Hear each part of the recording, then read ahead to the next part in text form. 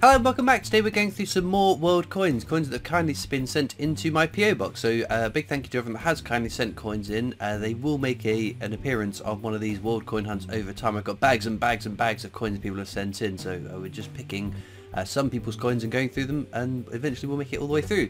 We'll look now at Numista. This is the front page of my Numista account. It's just the key details of my collection.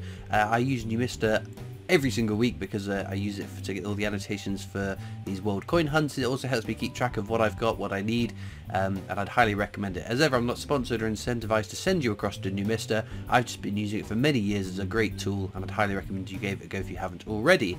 We'll return to the screenshot at the end of the video, but for the time being, let's look at some coins. So these coins are from Hass, or Hassa. I'm not 100% sure of the pronunciation, so apologies if I have mispronounced your name. We start off in Sweden, 1976. It's a big old coin, this one. 5 krona. Very nice. Good coin to start off with. It's a little bit smaller. For a moment, I thought that was King Charles III. Some sort of alternative portrait of him. But no, it is Carl the 16th. 2016 dated, so a relatively recent one, although 2016 is quite a while ago now, isn't it? 1 krona from Sweden. Very nice. With the little 3 crowns on that. We've got an aluminium coin next. This is Spanish, isn't it? Diez cents. Diez. Is it 10? I'm not very good with Spanish numbers. 1945 that looks like. But I said aluminium coins, they always seem like play money to me, not like real coins. I can't quite get my head around it. Oh, this coin's got a hole in it.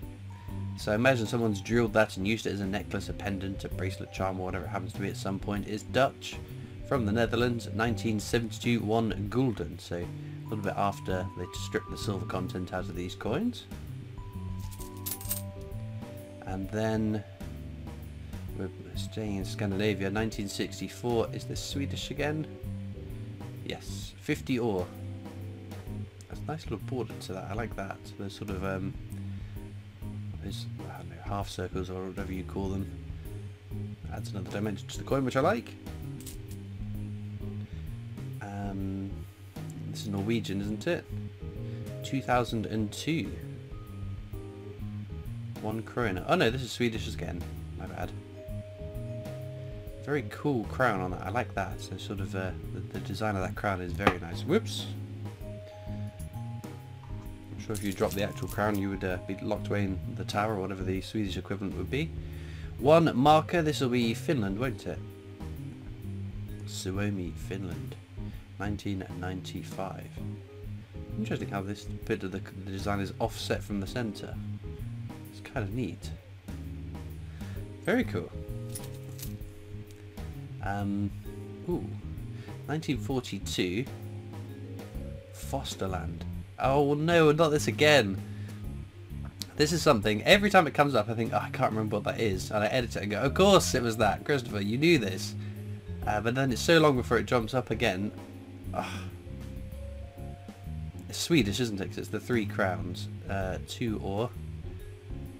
Was Fosterland like Motherland? I just can't recall. I'm going to edit it this video and go again, oh Christopher, how could you forget that again? Just goes to show how bad my memory is on the spot with remembering some key details. Okay, back to Spain. We have Franco on this side, the obverse I guess. 1957 dated on the bottom there, but you can see there's a little star there. That might have a different date, so the actual year of mintage will be in that star. You might be able to see it if you're watching on a big enough screen, or can zoom in or whatever. It's 5 pesetas, but very nice. Back to Sweden with a 50 ore. 2001 dated. Again, these little triple crowns I think are quite cool.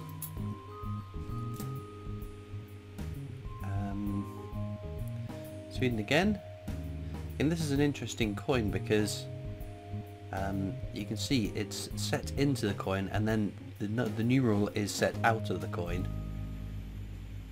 I I think it's a very cool design. I've always liked these coins.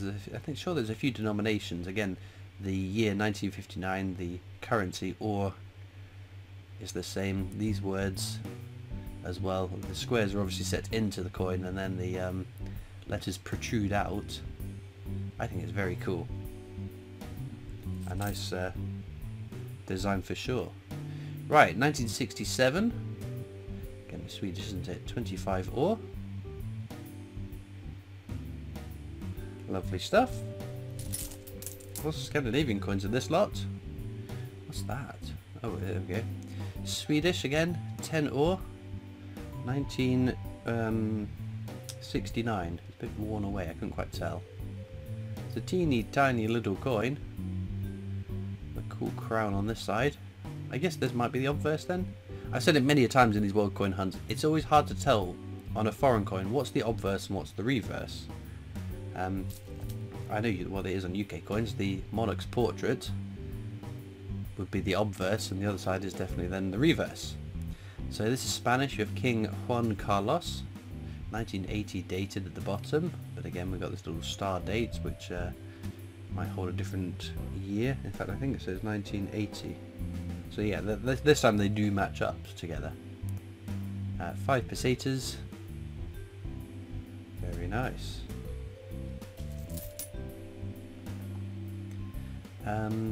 Ooh. Republic Italiana. Oh, so it's Italian. There we go. 20 lira. Was it lirassi? No, it's lira, isn't it? Lira. 1957. Little oak sprig. You can see the oak leaves and the acorn. It's interesting how the oak tree. I know lots of us in the UK see the oak tree as a quintessentially English theme, but the oak tree is used in many different countries. Well, that's a big old coin. New Zealand, 1 penny, 1959. We've got a bird on it. I do like animals on coins. I think that looks very nice. And we have Mary Gillick's first portrait of Queen Elizabeth II on the obverse, which is very cool. Obviously we know the King likes to see animals on coins as well. His new definitives in the UK are full of animals. An Italian 200 lira, 1979. It's quite an impressive date run to complete for that coin there. Another Italian 20 lira, 1958. Which is a bit discoloured. It's obviously seen some use over time. Another little dinky one here. It's Swedish again, 1967. 10 ore. They're so small. Those are ones that would definitely run down the backs of your sofas or be eaten by the washing machine. Well, the Swedish one, is that a different crown on this side of the coin? Very nice. 10 ore, 1946. Lovely little coin. I do like that crown. 5 escudos. Is that going to be Portuguese? Certainly is. 1990. Got it upside down, have we? There we go. Lovely. And Sweden again. 2 ore. 1941. Super stuff. Back to Sweden. 2 ore from 1959 this time. We've got time to wrap off with a few more coins. Is this Spanish as well? Yeah, España. 1997. It's a nice design on that, isn't it? 5 pesetas. I'm not sure I've seen one of those before. Or at least that specific design, I should say. We'll wrap up with this coin, which is from Finland. 2000? What am I on about? 1988. 50 pennier. With that bizarre looking tree to the right of the numeral there. But no. a fascinating group of different coins, so I'm very grateful for those having been sent in. We'll look back to my new Mr. front page, the screenshot of some of the key bits of data to see how the video has affected my collection. Okay then, so all the coins from today's video. There was a whole range of interesting coins. In terms of a favourite, I quite liked the two that had just the crown on the one side. Which one was it? So this one here and that one there. I quite like crowns on coins. I think they're kind of interesting, seeing well, obviously the Imperial State Crown and the Coronation Crown are very famous crowns over in the UK, but it's interesting to see obviously the royalty across Europe and other countries to see what their crowns look like. I think is kind of interesting. But no, let me know in the comments what you'd pick as the star find. It's always interesting knowing what coins you guys are liking and why you're liking them. As usual, there are links in the description of this video across to my coin collecting Discord server if you want to come along and join that. You'll also find links to my other social media channels, the PO Box address if you want to write into me, and of course a link to the Britannia Coin Company's YouTube channel. That's the company I work for as my day job, so please check them out too. But all it leaves me to do now though is thank you so much for watching. I hope you've enjoyed, and I'll see you next time for more coins. Bye.